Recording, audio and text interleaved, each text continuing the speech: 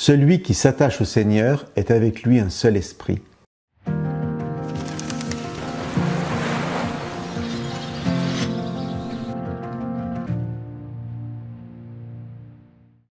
Si la question nous était posée d'expliquer ce que veut dire connaître Dieu ou croire en Dieu, ou marcher avec lui, le suivre ou lui obéir, etc., combien y aurait-il de façons de répondre ?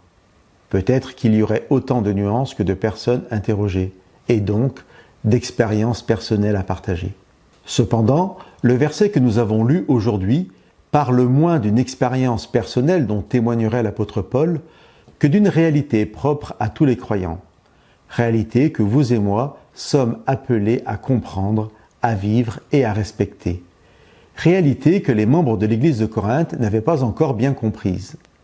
Tout le contexte du verset d'aujourd'hui est une exhortation de l'apôtre pour que les croyants de Corinthe n'aient pas une vie de débauche, mais une vie qui convienne à ceux qui ont rencontré le Seigneur. L'idée de Paul n'est pas de faire une liste des choses permises et des pratiques défendues pour le chrétien, mais d'interpeller sur ce qui est en accord ou non avec la vie nouvelle de celui qui s'est donné à Dieu et qui a reçu la présence de l'Esprit en lui. Celui qui s'attache au Seigneur est avec lui un seul esprit, nous dit le verset 17. Je vous lis les versets 19 et 20 qui suivent. Ne le savez-vous pas ? Votre corps est le sanctuaire de l'Esprit Saint qui est en vous et que vous tenez de Dieu. Vous ne vous appartenez pas à vous-même, car vous avez été achetés à un prix. Glorifiez donc Dieu dans votre corps.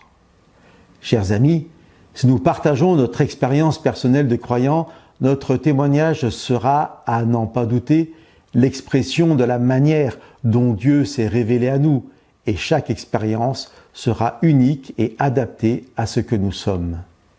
Néanmoins, il est des réalités de la présence de Dieu dans la vie du disciple qui sont universelles dans ce que Dieu attend.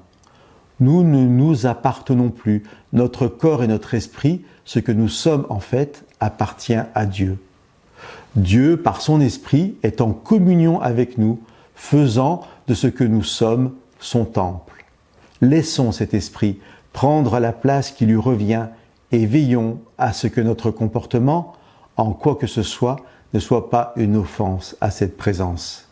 Chers amis, laissons-nous bénir par la présence de l'Esprit de Dieu en nous.